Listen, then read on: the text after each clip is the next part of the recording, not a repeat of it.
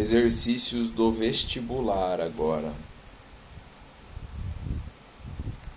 1 a 10. Questão 1. UFMS, Universidade Federal do Mato Grosso do Sul. Na sequência mostrada a seguir estão relacionados determinados eventos referentes ao processo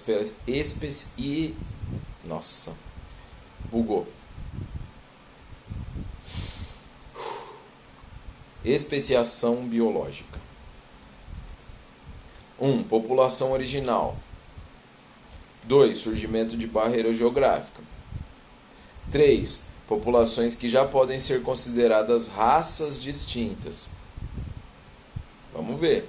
4. Populações que já podem ser consideradas espécies distintas. Por enquanto está na ordem. 5. Acúmulo de diferença gênica entre a população. Opa! Essa aí vem depois da 2, né? 6. Estabelecimento de isolamento reprodutivo. Essa aí vem antes da 4. Depois da 3. Então vamos ver aqui. Determine a sequência correta que ocorreu a formação de duas espécies a partir da população ancestral. Letra C. 1, 2, 5, 3, 4... Não. 1, 2, 5, 3, 6 e 4. Beleza? Ah, mas apareceu o termo raça aqui. Raça é a mesma coisa que subespécie, pessoal. Ah, então cachorro é tudo da mesma espécie. São subespécies diferentes. Sim. Tanto que se você cruzar um cachorro de uma raça com outra, nasce um vira-lata, né? O cachorrinho marrom. Unifor, Ceará. Atualmente a hipótese filogenética mais aceita sobre a evolução das principais classes de vertebrados está esquematizada em B. Peixes, anfíbios, répteis, aves e mamíferos. Então, o ramo ave, ele é paralelo ao dos répteis, né? Então, provavelmente os peixes, um ancestral peixe deu origem a um anfíbio, um ancestral anfíbio deu origem a um réptil, e um ancestral réptil deu origem às aves, e também um outro ramo derivou e deu origem aos mamíferos. Unesp. 3 populações de insetos, X, Y e Z, habitantes de uma mesma região e pertencentes a uma mesma espécie, foram isolados geograficamente. Após vários anos, com o desaparecimento da barreira geográfica, verificou-se que o cruzamento dos indivíduos da espécie X com os da Y produzia híbridos estéreis, ou seja, não é mais da mesma espécie. O cruzamento dos indivíduos da população X, então X e Y não é mais da mesma espécie. X com Z produzia descendente fértil, então X e Z é a mesma espécie. E dos indivíduos da população Y com Z não produzia descendentes, ou seja, também não é da mesma espécie. Então X e Z mesma espécie, X e Y, Z e Y outra espécie. A análise desses resultados, e isso está escrito em D. X e Z continuaram a pertencer à mesma espécie, Y tornou-se uma espécie nova, diferente. Universidade Federal do Rio Grande do Sul. Esquema abaixo refere-se a 2 modelos de especiação, A e B. Modelo A, espécie 1, espécie 2. Modelo B, espécie 1, ramificou, espécie 2 e 3. Com a passagem do tempo. Considere as afirmações abaixo relacionadas ao esquema. 1. O modelo A representa um exemplo de especiação filética que pressupõe a ocorrência de isolamento geográfico.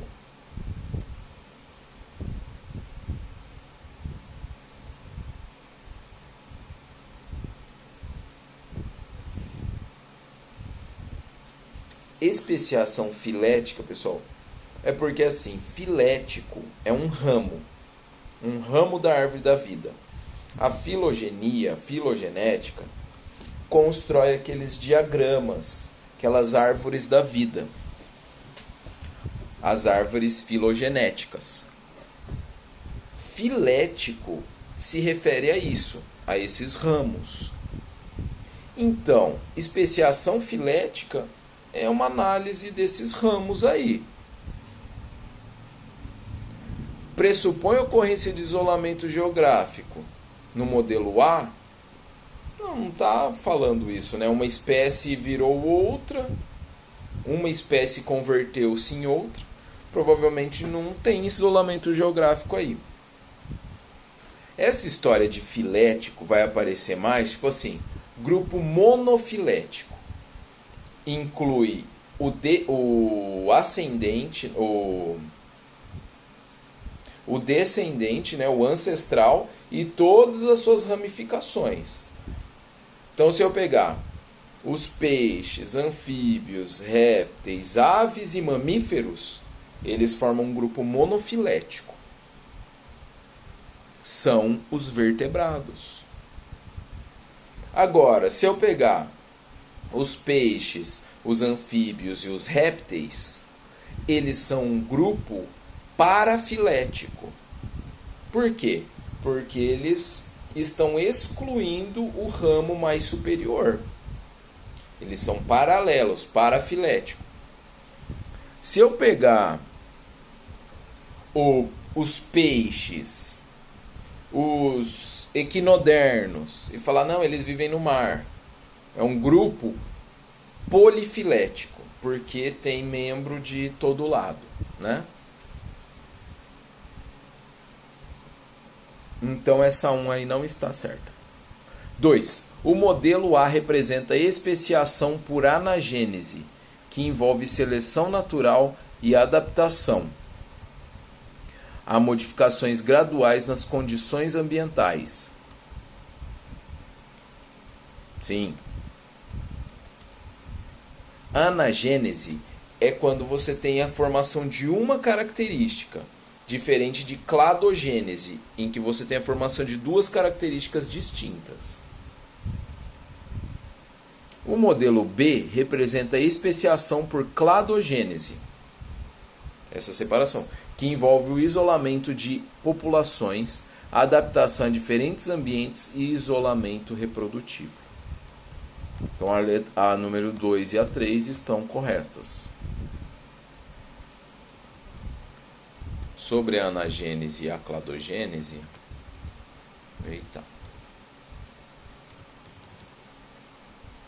nós vamos encontrar lá na página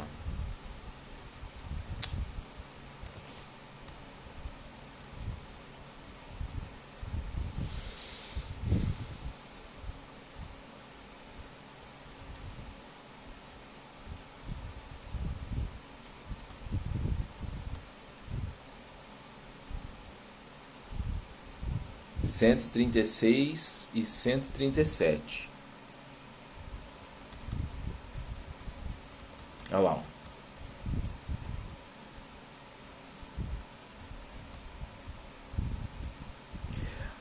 No processo adaptativo, as características dos indivíduos de uma população modificam-se gradativamente no decorrer do tempo, o que torna a população cada vez mais distinta da original. Essa transformação evolutiva de uma linhagem de seres ao longo do tempo é o que nós chamamos de anagênese. Ana, movimento, e gênese, origem, ou modificação filética.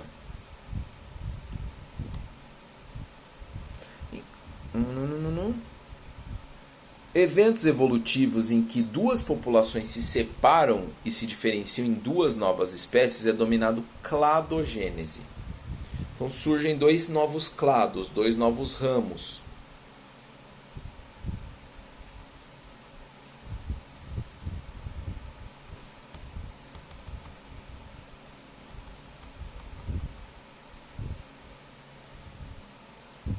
Vamos lá.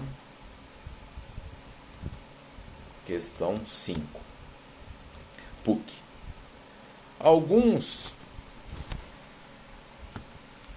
radioisótopos são utilizados na biologia para datar fósseis e rochas antigas com o objetivo de compreender a evolução da vida no planeta.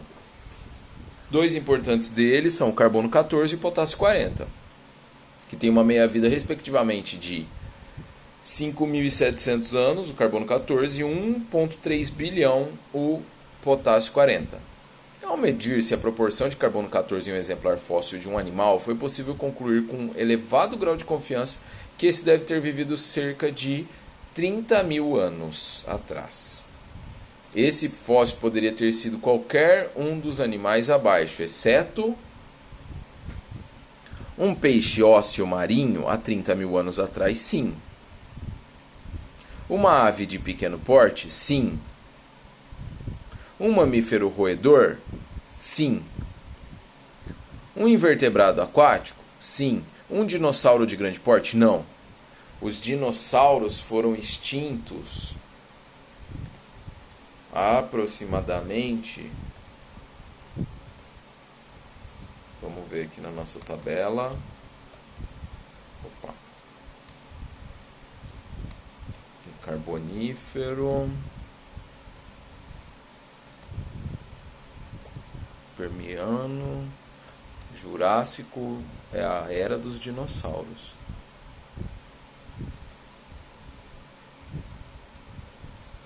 Foi há cerca de milhões de anos atrás. Cerca de 150 milhões a 200 milhões de anos atrás que ocorreu a extinção dos dinossauros, dos grandes répteis. Então não poderia ser, né? Se tem 30 mil anos, não poderia ser um dinossauro que foi extinto há entre 150 e 200 milhões de anos atrás. Enem. Pesquisas recentes estimam que o seguinte perfil de concentração de oxigênio atmosférico ao longo da história evolutiva da Terra. Aí temos lá um gráfico mostrando a concentração de oxigênio, né, fazendo algumas flutuações aí. Começando ali em 15, desce um pouco, passa 20, aí sobe, chega a 30, cai novamente. E hoje é meio estabilizado ali em 20.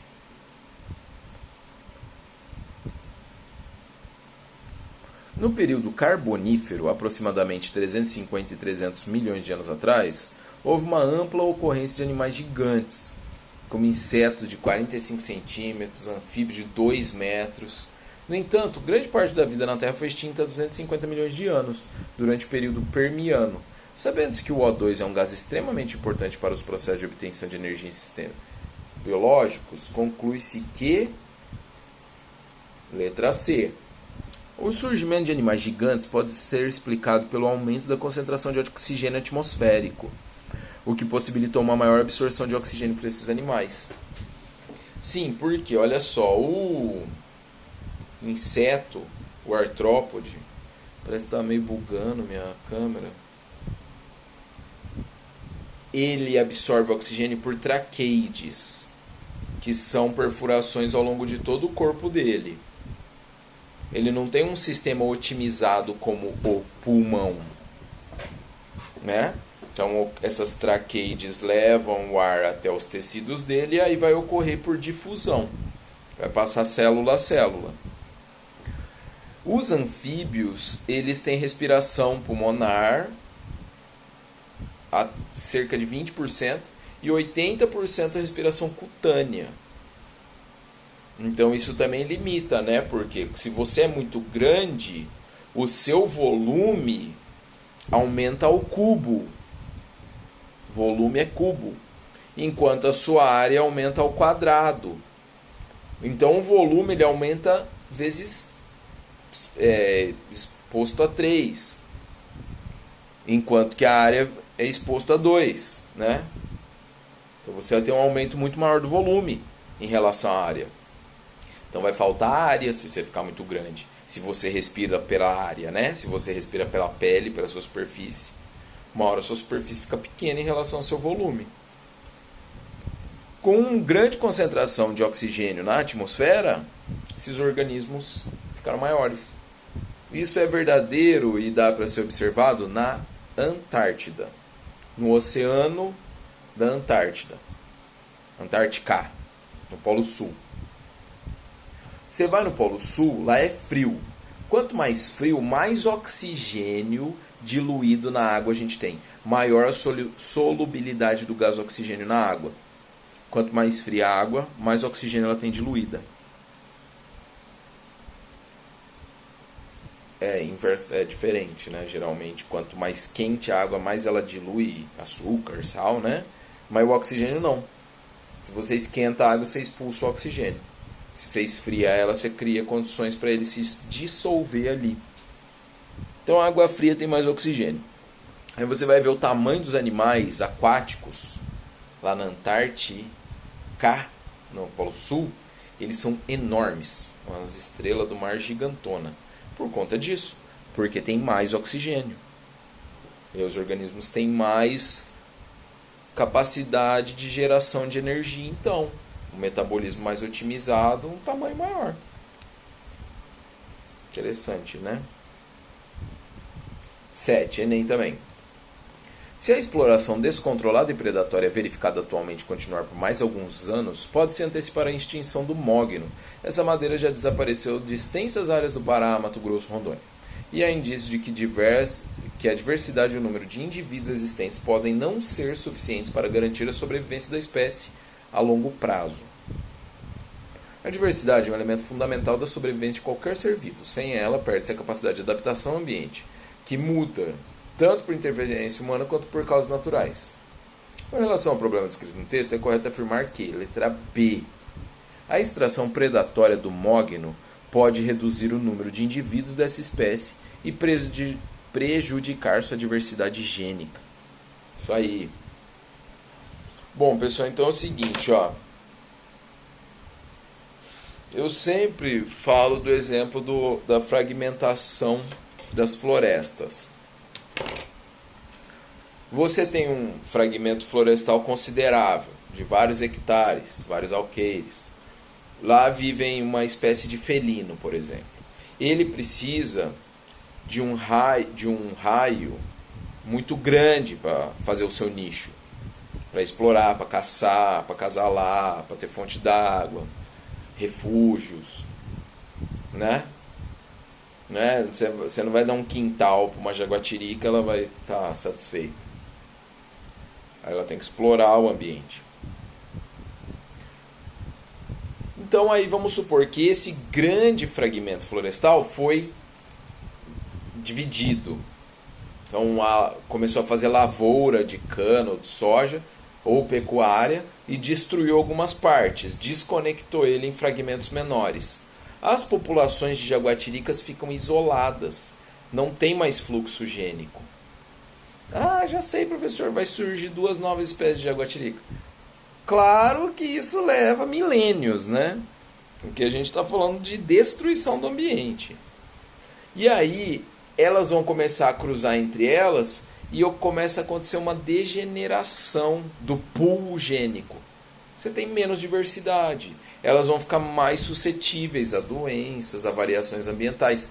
Fora que começa a acontecer a consanguinidade. Começa só a ter primo ali, né? Todo mundo é primo. Aí começa a ter problemas de consanguinidade. Quando você tem acasalamento dentro da mesma família, dentro da mesma linhagem, você tem mais chances de ocorrer síndromes gênicas relacionadas à homozigose de recessivos. Então você começa a ter aí muitos problemas.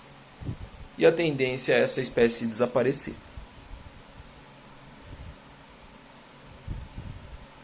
Número 8 agora. VUNESP, questão discursiva.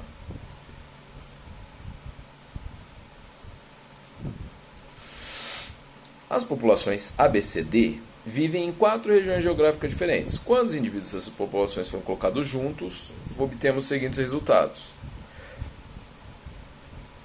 A com B gerou descendência fértil, mesma espécie.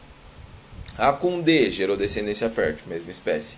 B com C, descendência estéril, não é da mesma espécie. Então, se B não é da mesma espécie, A também não é da mesma espécie que C, né? B com D gerou descendência fértil.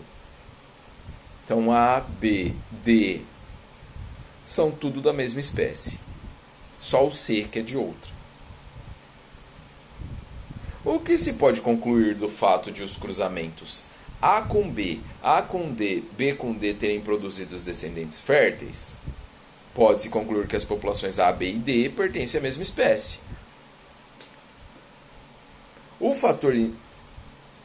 Que fator inicial poderia ter dado origem às populações A, B, C, D? O fator inicial que pode ter originado as populações A, B, C, D foi o isolamento geográfico. Que nome se dá às espécies diferentes que vivem numa mesma região geográfica?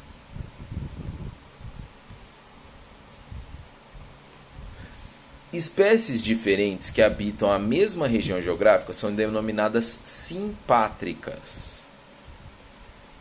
Então você tem a especiação simpátrica, o surgimento de duas diferentes espécies em uma mesma região geográfica, em um mesmo ambiente.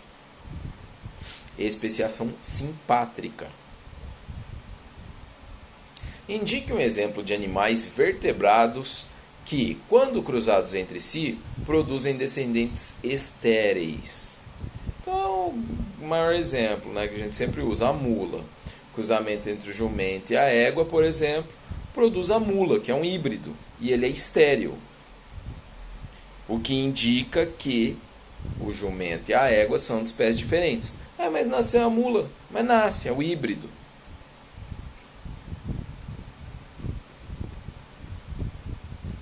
Fulvestre.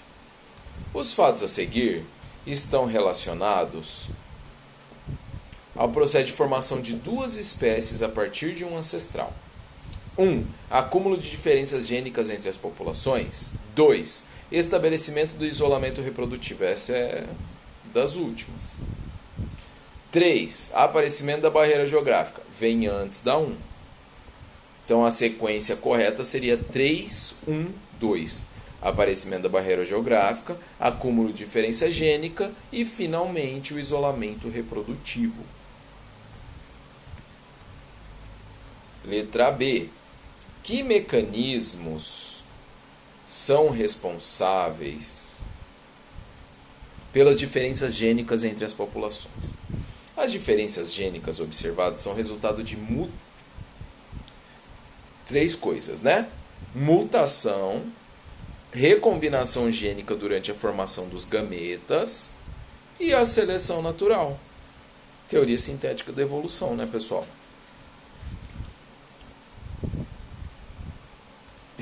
A seleção natural é responsável pela fixação das características adaptativas em diferentes condições ambientais.